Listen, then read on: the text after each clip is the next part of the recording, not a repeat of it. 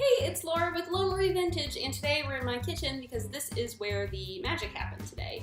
I made a boo-boo this week and I accidentally stained a vintage two-piece nightgown robe set that was my grandmother's that my grandfather gifted her. It was a pale yellow, and I accidentally washed it with a pair of vintage leather gloves, which were kind of a burgundy color. They ended up in my delicate wash load and they stained pretty much everything. I was able to get all the stains out except for this two-piece nightgown because it is all nylon, and if you don't know, nylon takes color very easily, which at the time was bad, but now that I have fixed it, it actually turned out to be a good thing that it's all nylon. So for a synthetic fabric like nylon or polyester, you're going to need a fabric dye that's specifically made for that kind of fabric. So synthetic materials versus something like cotton or wool that would have a different dyeing process and a different kind of dye.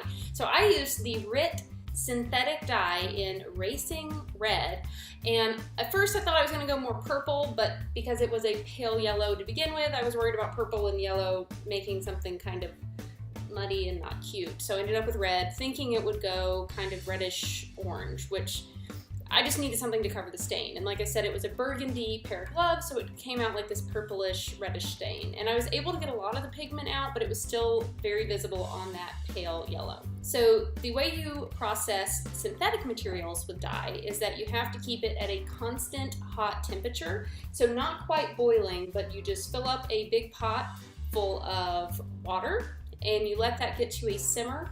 While you're doing that, you need to make sure that you're soaking whatever you're going to be dyeing. It needs to be wet when it goes into that hot dye bath, so it needs to be soaking in warm water. First, I took my two-piece set and I put it in the sink with the warm water, and while those were soaking in the warm water bath, I went ahead and started simmering my water. So I put it on about medium-high heat.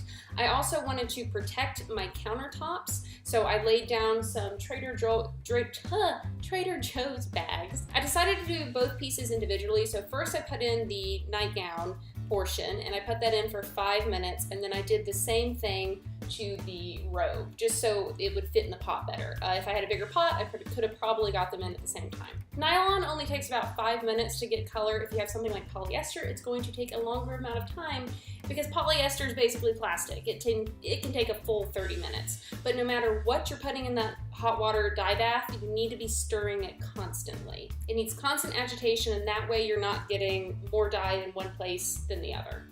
Once each piece was in there for about 5 minutes, I did go ahead and take them out, and then you just rinse them in the sink in some nice cool water, and then I just laid them flat to dry. And when I was done, I ended up with this.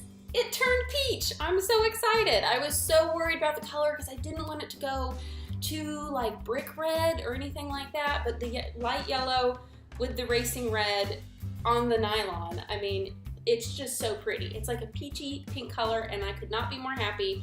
And I'll insert some pictures so you can see that you can no longer see the stain. You can see you can't see it.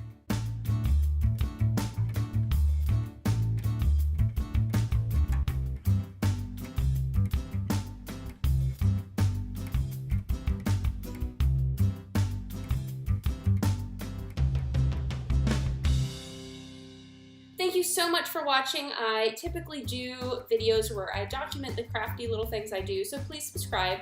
I also have an Etsy shop where I sell vintage clothing and handmade crop tops, and I'll link to that in the description as well. I hope you guys have a wonderful day, and good luck fixing boo-boos and stains that you make on your clothing.